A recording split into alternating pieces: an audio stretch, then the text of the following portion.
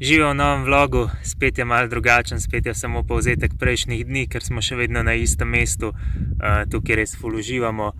Ful je to dobro, ker imamo malo več časa, ker se ne vozimo, tako da smo tudi par stvari takih zrihtala, ker do zdaj nismo imeli časa, recimo tiste zasenčnike, sva tiste prpopke gor zalimala, pol sva ene lučke lotala, tako malo za take stvari se zdaj najde čas končno.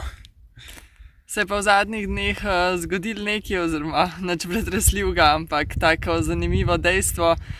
V nedeljo se je začel Ramadan v Maroku in to je tudi pomenilo, da so uro prestavili. V Maroku drugače ne prestavljajo ure, tako kot mi spomladi in jeseni.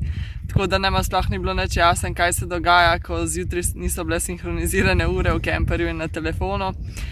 Potem sem pa pogooglala, pa ugotovila, da to zato, ker pač oni se med Ramadanom postijo in začnejo potem jesti šele, ko sonce zaide, in s tem, ko so premaknili uro, je pač 1 uro prej sončni zahod.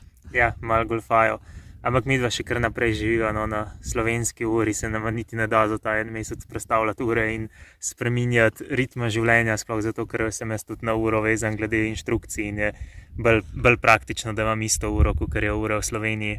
Ja, pa pač ta Ramadan in ura samo 1 mesec traja, pa jo spet nazaj spremenijo. Ja, saj zato.